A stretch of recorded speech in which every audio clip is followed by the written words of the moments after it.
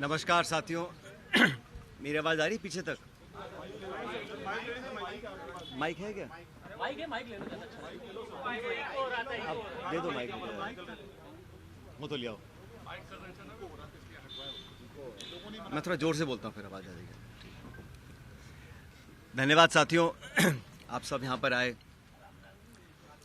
सबसे पहले तो आप जानते हैं कि कल शाम को कर्नाटक राज्य में प्रचार समाप्त हुआ है और कल यानी 10 तारीख को वहाँ पर मतदान है। कर्नाटक में जो इलेक्शन कैंपेन हुआ और जो रुझान सामने आ रहे हैं, उसे देखकर स्पष्ट है कि वहाँ जनता बदलाव चाहती है और वहाँ की भाजपा सरकार भ्रष्टाचार में पूरी तरह लिप्त थी। और हमारी पार्टी का नेताओं का जो धुआंधार प्रचार हुआ, उसको देखकर ये बात बिल्कुल क्लियर है कि वहाँ कांग्रेस पार्टी 13 तारीख को जब मतगणना होगी तो बहुत भारी बहुमत के साथ वहाँ पे सरकार हम लोग बनाएंगे। कर्नाटक के चुनाव बहुत महत्वपूर्ण हैं क्योंकि यहाँ पर एक तरह से डायरेक्ट फाइट भाजपा कांग्रेस की है और बीजेपी ने पूरी ताकत के साथ वहाँ कैंपेन किया। प्रधानमंत्री, गृह मंत्री, सब नेता छोटे बड़े वहाँ गए, लेकिन जो मुद्दे थे उसको कांग्रेस ने उठाया और मैं समझता हूँ कि वहाँ पर अब तक का जो बहुमत हमको नहीं मिला, उससे ज़्यादा बहुमत कांग्रेस पार्टी को कर्नाटक में मिलेगा। इस प्रचार में, इलेक्शन कैंपेन में जिस प्रकार के शब्दों का प्रयोग हुआ और ख़ासकर हमारे राष्ट्रीय अध्यक्ष खारगे साहब के को धमकी दी गई, उनको उनके परिवार को जान से मारने की, उस पर भी केंद्र सरकार, राज्य सरकार ने कोई पुख्ता कदम नहीं उठाए।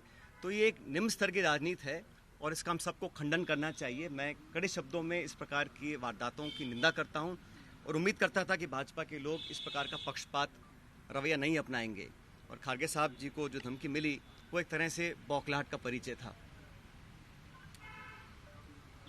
साथियों, आप ये भी जानते हैं कि एक बात तो और स्पष्ट हो गई है। सामान्य मुख्यमंत्री जी का भाषण परसों धौलपुर में हुआ और उस भाषण को सुनने के बाद मुझे ऐसा लगता है कि सामान्य मुख्यमंत्री जी की नेता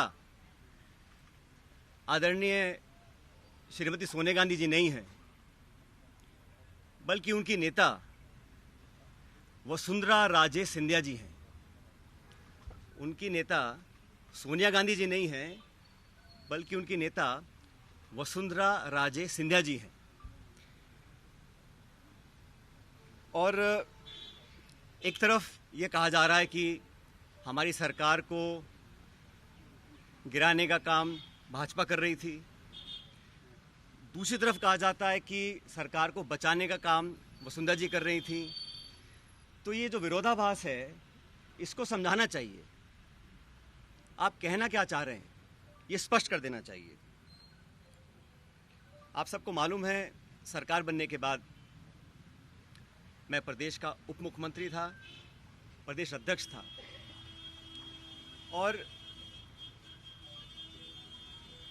2020 में देशद्रोह, राष्ट्रद्रोह के मुकदमे में मेरे पर कार्रवाई करने की कोशिश की गई थी। अनेक ऐसे प्रकरण हुए और हम सब लोग, और मैं स्पष्ट करना चाहता हूं कि मैं और हमारे कुछ साथी सरकार में नेतृत्व परिवर्तन चाहते थे।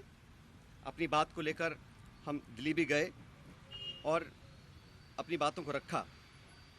उसके बाद अखिल भारतीय कांग्रेस कमेटी ने लगातार चर्चाएं हुई और आज वो दुनिया में नहीं है, स्वर्गीय अहमद पटेल साहब, लेकिन उनके माध्यम से सब नेताओं से मुलाकात हुई और एक कमेटी का गठन हुआ, एआईसीसी ने किया। उसमें माखन साहब, वेणुगोपाल जी और अहमद पटेल जी सदस्य थे और उस कमेटी का एक काम था। और कमेटी जब गठन हुआ, उस समय हम सब की बात सुनकर हमारी बातों को एक्सेप्ट किया गया और एक रोड मैप तैयार किया गया। बहुत सारी बातें उसमें थी, मैं उसका उल्लेख नहीं करूँगा, लेकिन कमेटी का गठन हुआ और उसके बाद से हम सब ने, चाहे वो राज्यसभा के चुनाव हों, चाहे विधानसभा में मतदान हो, पार्टी का प्रचार हो, कांग्रेस को मजबूत और ताकतवर बनाने के लिए हम सभी साथियों ने जी जान से कोशिश की और मेहनत की। और 2.5 साल का जो कार्यकाल निकला वो इस बात का प्रतीक है। अनुशासन तोड़ने का काम कभी भी किसी ने नहीं किया। मुझे बहुत कुछ कहा गया, कोरोना, गद्दार, निकम्मा आदि, और जो ये आरोप परसों लगाए गए, ये 2.5 साल से मैं आरोप सुन रहा था, लेकिन हम अपनी पार्टी को और सरकार की छवि को नुकसान नहीं पहुंचाना चाहते थे। इसीलिए मुझे लगा कि जो प्रकार का भाषण दिया गया, मैंने पहली बार देखा कि अपनी सरकार को, अपने ही विधायकों को, अपने नेताओं को बेइज्जत और बदनाम करने का काम हो रहा है। कांग्रेस के विधायकों को तो बदनाम करने का काम हो रहा है और भाजपा के नेताओं का गुणगान हो रहा है। ये समझ से परे है। इस प्रकार का जो काम हुआ वो बड़ा गलत है। और हम सब लोग जो दिल्ली में गए थे अपनी बात को रखने के लिए, किन लोगों पर आरोप लगाए जा रहे हैं? ऐसे लोग जो पब्लिक लाइफ में 30, 40, 45 साल से हैं। 3 दिन पहले मैं बाड़मेर में था। सम्मानीय हेमाराम जी 1980 से विधायक हैं। उनकी क्या छवि है, मतदाता, पब्लिक, उनके क्षेत्र के लोग उनको अच्छी तरह जानते हैं, उनकी क्या क्रेडिबिलिटी है और क्या पब्लिक लाइफ में उनका अब तक का इतिहास रहा। ओला साहब, जिनके स्वर्गीय पिताजी 1957 से चुनाव लड़ रहे हैं, बड़े बड़े पदों पर रहे, और हेमाराम जी ने तो अपने नौजवान बेटे की मौत में और याद में एक छात्रावास बनाया है। 100 करोड़ की ज़मीन तो उनकी बाड़मेर में, निजी ज़मीन को उन्होंने दान किया समाज के लिए, लोगों के लिए। पैसा इकट्ठा कर 22 करोड़ का एक हॉस्टल बनाया 150 बच्चों के लिए, गरीब बच्चों के पढ़ने के लिए। इन सब लोगों पर इस प्रकार के आरोप लगा देना मैं समझता हूँ बहुत गलत है, बहुत निंदनीय है, और मैं सिरे से इन बेबुनियाद और झूठे आरोपों को नकारता हूँ। बहुत से साथियों को मंत्री बनाया सरकार के अंदर, बड़े बड़े पद दिए गए, कोई चेयरमैन है, कोई कॉर्पोरेशन में मेंबर है, कोई पार्टी के पदों पर बैठे हैं। 3 साल हो गए। ऐसे लोग जो पब्लिक लाइफ में रहे, जिन्होंने अपना नाम कमाया, जिनकी एक साख है, उन पे आरोप लगा देना कि आप चंद रुपए में बिक गए, मैं इसको बहुत गलत मानता हूं। और 3 साल से कोई कार्रवाई आपने नहीं करी, ये बहुत बड़ा सवाल उठता है।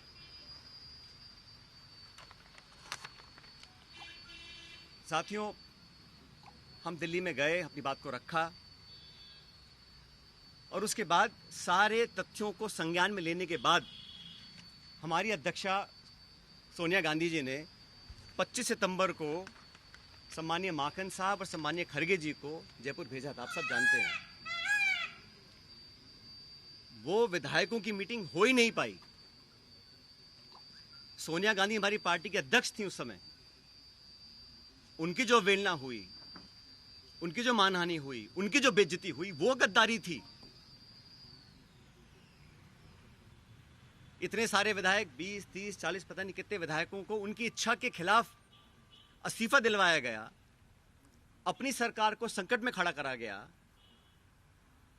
बहुत से लोग आरोप लगाते हैं कि मोदी और शाह के कहने पर इस्तीफे दिलवा दिए गए। अब ये बात मुझे बोले और मैं जाके मंच पे इस बात को बोलूं, ये शोभा देता है क्या? तो मुझे लगता है कि अब तक जो हुआ उस घटनाक्रम में वो उस बात को दिखलाता है अनुशासनहीनता किसने करी, पार्टी का डिसिप्लिन किसने तोड़ा, और सही मायने में संगठन को और सरकार को कौन मजबूत कर रहा है, कौन कमजोर कर रहा है। और अपने नेताओं को खुश करने के लिए बहुत सारे लोग तरह तरह की बातें करते हैं। कोई किसी की चुगली करता है, कोई किसी की चुगली करता है। मुझे बहुत सारे लोग आके बहुत सारी बातें बोलते हैं कि यहाँ हज़ारों करोड़ का घोटाला हो गया, यहाँ ये स्कैम हो गया। इन्हीं बातों को मैं मंच पर आकर इनका बखान करूं, ये शोभा नहीं देता। ये गंभीर राजनीति का परिचय नहीं है।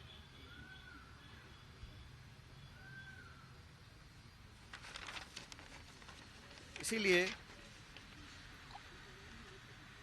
मैं, आप जानते हो, पिछले 1.5 साल से चिट्ठियां लिख रहा हूं वसुंधरा जी के कार्यकाल में जो तमाम गंभीर भ्रष्टाचार के आरोप हमने लगाए, अशोक गहलोत जी ने लगाए, मैंने लगाए, मंचों पर लगाए, प्रेस कॉन्फ्रेंस करके लगाए, उनकी जांच क्यों नहीं हो पा रही थी। अब मुझे समझ में आ रहा है कि ये जांच अब तक क्यों नहीं हुई। मेरे चिट्ठियां लिखने के बावजूद मैं 11 अप्रैल को जयपुर में अनशन पर बैठा इस मांग को लेकर, लेकिन अब मैं नाउम्मीद हूं क्योंकि तथ्य सामने आ रहे हैं। कार्रवाई क्यों नहीं हो और क्यों नहीं होगी, ये बात भी स्पष्ट हो चुकी है। इसलिए मैं ऐसा मानता हूं कि हम लोग जो पब्लिक लाइफ में हैं,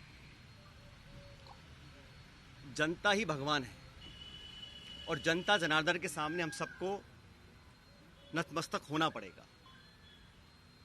मैंने करप्शन की इशू को लगातार उठाया, पहले भी उठाया, आज भी उठा रहा हूं, आगे भी उठाता रहूंगा। जब जब मैं वसुंधरा जी के करप्शन की बात करता हूं या जो पेपर लीक हुए जिसमें लाखों बच्चों के भविष्य पर सवाल चिन्ह खड़े हो गए, उस पर कोई जवाब नहीं आता। इसलिए साथियों मैंने निर्णय लिया है कि आरपीएससी, जहां से कई सारे पेपर लीक हुए, बहुत सारी वहां पे खबरें आई कि वहां पर तमाम भ्रष्टाचार हो रहा है, अजमेर स्थित आरपीएससी है। मैं 11 तारीख को परसों अजमेर से एक यात्रा निकालूंगा। जनता के बीच जाकर जनता की आवाज़ सुनेंगे, जनता के मुद्दों को उठाएंगे और जैसा मैंने शुरू में कहा, जनता जनार्दन है तो जनता के बीच जाना हम सबका दायित्व बनता है। और जो करप्शन के इश्यूज़ हैं, जो नौजवानों के इश्यूज़ हैं, जो पेपर लीक और पेपर कैंसिल के और नौजवानों के हितों से जुड़े मुद्दे हैं, उनको उठाकर मैं एक जन संघर्ष यात्रा निकालने जा रहा हूं, जो 11 तारीख को शुरू होगी अजमेर से और जयपुर की तरफ हम लोग आएंगे। लगभग 125 किलोमीटर की यात्रा है। जन संघर्ष यात्रा लोगों के हितों के लिए, करप्शन के खिलाफ, नौजवानों के संरक्षण के लिए। उनकी आवाज़ को हम सुनेंगे, उनकी आवाज़ को बुलंद करेंगे और मैं समझता हूं कि सही निर्णय तब लिए जाएंगे जब जनता का पूरा हमारा साथ होगा, जनता का पूरा प्रेशर होगा। कब पैदल यात्रा होगी, कैसे गाड़ियों से? पद यात्रा है, जन संघर्ष पद यात्रा 11 मई को मैं अजमेर से शुरू करूंगा और हम जयपुर आएंगे। लगभग 5 दिन का समय इस यात्रा में लगेगा। तो जैसे मैंने कहा, ये यात्रा किसी के विरोध में ना होकर करप्शन के विरोध में है, नौजवानों के पक्ष में है। जो तमाम जनता में आज मुद्दे हैं, जो इश्यूज़ को लेकर हम राजनीति करते हैं, जिन इशू पर मैं हमेशा अपनी बात रखता आया हूं, उनके बीच जाकर, उनकी बात सुनकर, उनकी आवाज़ बनने की हम लोग कोशिश करेंगे। और ये अभियान शुरू होगा 11 तारीख को। चलेंगे दिन में। पायलट साहब, अशोक गहलोत जी ने एक बात और कह दी जिसका बड़े साहब, आज ये पॉलिटिकल स्टैंड क्या रहेगा, क्योंकि सबसे बड़ी जो राजनीतिक उत्सुकता यही बनी हुई है कि आपका स्टैंड क्या रहेगा, पार्टी में रहकर संघर्ष करेंगे? साहब, मैंने कहा ना आपको, कुछ लोग ऐसे हैं जो चाहते हैं कि कांग्रेस कमज़ोर हो, कांग्रेस में फूट पड़े, और जैसे मैंने कहा, बदनाम करने की, आरोप लगाने की, आलोचना करने की, चरित्र हनन करने की कहीं कोशिश अगर हो रही है तो उसको हम नाकाम करेंगे। हमारी पार्टी को जो लोग कमज़ोर करना भी चाहते हैं उनको हम होने नहीं देंगे। लेकिन पब्लिक इश्यूज़ पे जो मेरा स्टैंड पहले था वही स्टैंड आज भी है और आगे भी रहेगा। और जो करप्शन हुआ, जिसको हमने सैकड़ों बार पब्लिक में उसको एक्सेप्ट किया, उस पर 4.5 साल तक हम कोई कार्रवाई नहीं कर पा रहे हैं। मैं अब समझ रहा हूँ कि वो कार्रवाई हम क्यों नहीं कर पा रहे थे। कोई कारण तो होगा। मैंने चिट्ठियाँ लिखी, अनशन किया, आवेदन किया, आग्रह किया, बार बार किया, हाथ जोड़ कर किया। अगर कार्रवाई नहीं हो रही थी तो अब मुझे समझ में आ रहा है कि वो कार्रवाई क्यों नहीं हो रही थी। लेकिन किसी भी नेता से बड़ी जनता होती है, तो जनता के समक्ष हम जाएंगे, इन बातों को रखेंगे। और जो लाखों लाख बच्चों के पेपर कैंसिल हुए, जिनके माँ बापों ने अपना पेट काट कर उनके ट्यूशन के पैसे दिए, उनको 2 साल मेहनत करवाई, जो कभी ओवरेज हो सकते हैं, जिनका भविष्य के आगे उनको पता नहीं वो क्या करेंगे, जो विश्वास और जो एक क्रेडिबिलिटी होती है, अगर वो सिस्टम से ख़त्म हो जाएगी तो फिर आने वाला समय बहुत मुश्किल होगा। इन तमाम बातों को लेकर मैं जनता के बीच में जाऊंगा और लगातार पैदल यात्रा करेंगे अजमेर से 11 तारीख से।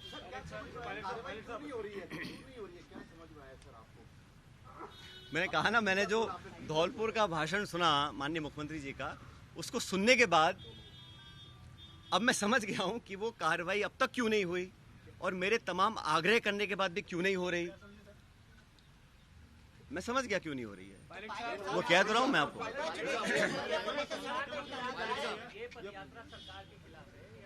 ये मैंने शुरू में कहा, ये यात्रा किसी के खिलाफ नहीं है, ये यात्रा करप्शन के खिलाफ है, भ्रष्टाचार के खिलाफ है। ये यात्रा नौजवानों के पक्ष में है, उनके हितों की रक्षा करने के लिए है और जनता के बीच हम सबको जाना भी चाहिए।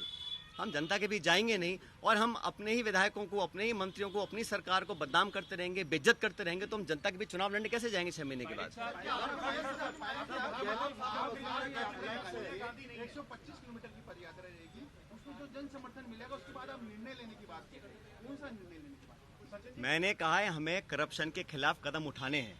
अब तक हम वो संतोषजनक तरीके से नहीं कर पाए हैं, तो हम पब्लिक बीच में जाएंगे और जो हमने वादे पब्लिक में किए थे सरकार बनने से पहले, उन वादों को पूरा करवाएंगे। अभी 7 महीने बचे हैं चुनाव में, 8 महीने। सोनिया गांधी नहीं है तो फिर कौन है? मैंने कहा ना आपको शुरू में ही।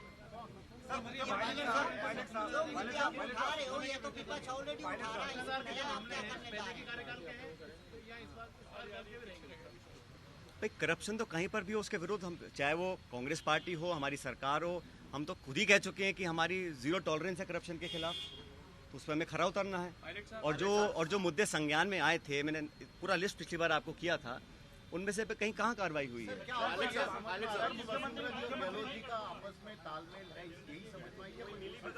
भाई मैंने कुछ नहीं कहा आपको, मैंने इतना कहा कि धौलपुर के परसों के भाषण के बाद मुझे समझ में आ गया है कि कार्रवाई अब तक क्यों नहीं हुई। कोई कारण तो होगा ना। जिस बात को मैं 5 साल लगातार बोल रहा हूँ, सरकार में आने के बाद नहीं कर रहा हूँ, तो क्या कारण थे? वो कारण सामने आ गया। उसी भाषण में मुख्यमंत्री ने कहा कि AICC से पैसा दिलवा देंगे। उसी भाषण में मुख्यमंत्री ने कहा। इसका जब ऐसा है, मैंने आपको शुरू में कहा कि मैं किसी पे आरोप लगा दूं कि इसने 1000 करोड़ खा गया, 10,000 करोड़ खा गया, 1 लाख करोड़ खा गया, उसका कोई मतलब नहीं है। पब्लिक लाइफ में अगर तथ्य प्रमाण किसी के पास हैं तो कार्रवाई कर देनी चाहिए थी, अब तक क्यों नहीं करी? और ये जो पैसे की बात है, जिन लोगों का पूरा राजनीतिक जीवन सिर्फ पैसे के दम पर पनपा हो, शायद उनको हर चीज में पैसा नोट दिखाई देता है। ऐसा नहीं है, पब्लिक जज्बात भी कुछ होते हैं, पब्लिक वोट भी कुछ होती है, पब्लिक इमेज भी कुछ होती है। जिन लोगों की राजनीति सिर्फ पैसे के दम पर चलती आई हो, उनको हर चीज में अगर पैसा दिखता है, उसका मेरे पास कोई जवाब नहीं है। मुख्यमंत्री कह रहे हैं कि उनके पास सबूत भी हैं, ये जो पैसा लिया गया है। और मैं 3 साल से बातों को सुन रहा हूँ। मैंने बार बार कहा है कि करप्शन के खिलाफ हम सबको लड़ना है। अगर किसी पे कार्रवाई करनी तो कर देनी चाहिए थी, इंतजार किस बात का है? और जिन लोगों पे आरोप लगा रहे हैं, समझना चाहिए उनकी 30, 40, 50 साल की राजनीति है। हम भी बड़े बड़े पदों पर रहे हैं, केंद्र में रहे हैं, राज्य में रहे हैं, निर्वाचित रहे हैं, पब्लिक के सामने काम किया है। अगर कोई उंगली उठा सकता है बता दे हमारे को। इस तरह के आरोप लगाने से, सुन ले मेरी बात, इस तरह के आरोप लगाने से कोई किसी का लाभ नहीं होने वाला है। आरोप तो मैं भी लगा सकता हूँ, जबान खोलने में क्या दिक्कत है किसी को, लेकिन हम संयमित रहे। तमाम गालियां खाने के बाद भी हमने पार्टी का अनुशासन नहीं तोड़ा, आज भी नहीं तोड़ रहे हैं। हम चाहते हैं कि हम पब्लिक की बात को उठाते रहें, सच्चाई के लिए लड़ते रहें, युवाओं की बातों को रखें। आरोप लगाना बड़ा आसान होता है, लेकिन पब्लिक को जवाब देना बड़ा मुश्किल होता है। AICC का नाम लिया गया है सर, AICC का नाम लिया गया है। आपको नहीं लगता कि वहाँ से कोई खंडन होना चाहिए? अरे मैं कह रहा हूँ, किसी को किसी भी करप्शन के चार्ज कहीं किसी पर भी हो, अगर तथ्य हो तो कार्रवाई कर देनी चाहिए। अब तक क्यों नहीं करी कार्रवाई किसी ने भी? ये आरोप लगाना, सुनिए मेरी बात, विधायकों पर, कांग्रेस के विधायकों पर, जिनके दम पर हम मुख्यमंत्री बने हैं, सोनिया गांधी जी जिनके आशीर्वाद से मुख्यमंत्री बने हैं, आप उन्हीं को बदनाम करेंगे, उनकी आलोचना करेंगे, उनको बेइज्जत करेंगे, तो पब्लिक सवाल नहीं पूछेगी हमसे 6 महीने के बाद। इसी इस प्रकार के निराधार आरोप लगाना कोई बहुत गंभीर राजनीति का परिचय नहीं है। इसका क्या कह रहे हैं? मैं कह रहा हूँ ना, एक तो आरोप लगा रहे हैं कि भाजपा सरकार गिरा रही थी, दूसरी बात कह रहे हैं कि वसुंधरा सरकार बचा रही थी। तो मैं समझ नहीं रहा बोलना क्या चाह रहे हैं, कौन गिरा रहा था, कौन बचा रहा था? हमारा सब समझौता दिल्ली में हो गया, कमेटी ने निर्णय ले लिया, हम सब समझौते के बाद जयपुर आए, सदन में पेश हुए, हम सब ने एक स्वर से अपनी सरकार का समर्थन किया, हर मतदान कांग्रेस के पक्ष में किया, राज्यसभा का चुनाव हो, मध्य विभाजन हो, हर जगह 2.5 साल से हम सब लोगों ने अपनी कथनी करने में कोई फर्क नहीं रखा। मैं तमाम अपनी आलोचना सुनने के बाद जो मुझे कहा आप सब जानते हैं, मैं भी तर्क दे सकता था, जवाब दे सकता था, लेकिन मैंने अनुशासन में रहा। मुझे पार्टी की चिंता है, सरकार की चिंता है, इसलिए मैंने बोला नहीं। लेकिन इस प्रकार के पब्लिक प्लेटफॉर्म पर आकर अगर कोई किसी का चरित्र हनन करेगा तो उसका जवाब तो जनता को देना ही पड़ेगा। क्या आपको पार्टी छोड़ने के लिए मजबूर किया जा रहा है? मैं यात्रा निकाल रहा हूँ पब्लिक इश्यूज को लेकर, और मैंने कहा ना, अगर कोई चाहता है कि कांग्रेस को कमजोर करने की कोशिश करेगा तो उस कोशिश को हम नाकाम करेंगे।